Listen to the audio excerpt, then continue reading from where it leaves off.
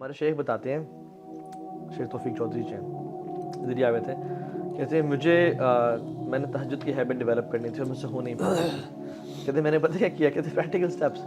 کہتے ہیں I purchased very expensive and very comfortable جائے نماز.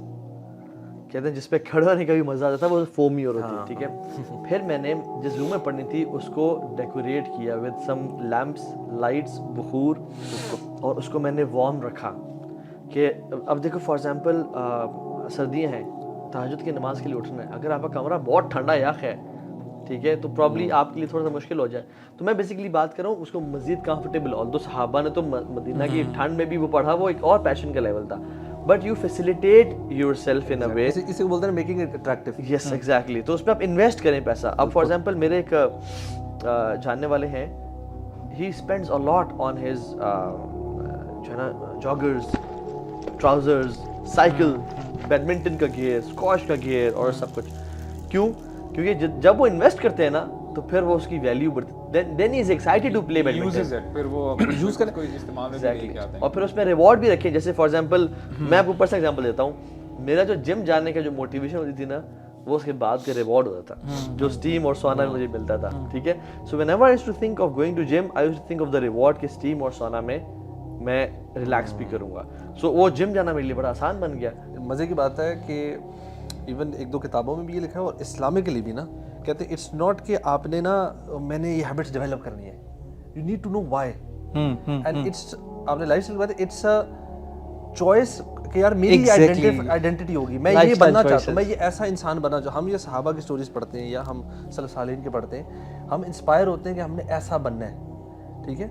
دین you have a clear identity, so you not doing کہ اچھا یہ اچھی ہیبٹ ہے تو میں اس لیے کر رہا ہوں, you doing it that's what I want to become. آپ کی زندگی میں وائی بڑا کلیئر ہے اس کا. اب پریکٹیکل ایگزامپل لے لیں. فار ایگزامپل اگر دو آپ کے پاس لڑکے آتے ہیں نا الگ ٹائمس پہ, ایک لڑکے کو آپ بتاتے ہیں کہ یار تم کس طرح سے اٹھو, تم نے کس طرح سے وضو کرنا ہے, کس طرح سے تم فیزیبل اپنے لیے بناؤ مسجد پہنچنا اور سارا, ایک یہ شخص ہے. اور ایک یہ شخص ہے اس کو میں کہہ دوں کہ آپ کو پتہ ہے فجر کی 2 سنتیں پڑھنے کا ریوارڈ کتنا ہے.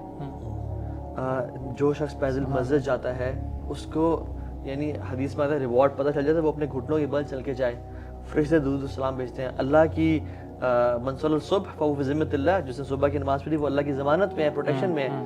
تو اب یہ 2 بندے ہیں, ایک کو میں نے وائی کلیئر کر دیا اور ایک کو میں نے پریکٹیکل اسٹیپس بتا دیے.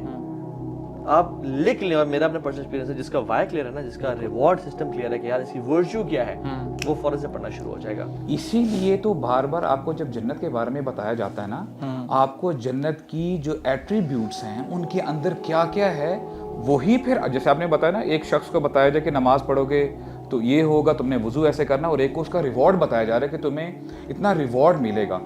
سمپل سی آیت ہو سکتی تھی کہ جنت کے لیے کوشش کرو, لیکن اللہ تعالیٰ نے ہمیں بتایا وہ جنت کیسی ہے, عرضها السماوات والارض. آج تم ایک چھوٹے سے ٹکڑے کے لیے محنت کر رہے ہوتے ہو, یعنی اپنی دنیا میں, اپنے دنیا میں گزارا کرنے کے لیے, وہ جنت ایسی ہے کہ آسمان اور زمین جیسی وائڈ ہے.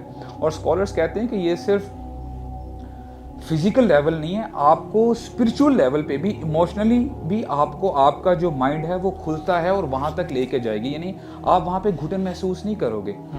تو ایونچولی ہوتا کیا ہے کہ دیکھیں, آئی تھنک دس از, اگر ہمیں اس کے علاوہ کوئی موٹیویشن نہ دی جاتی دین میں, if this was the only motivation given to the human beings, this was sufficient for all of us.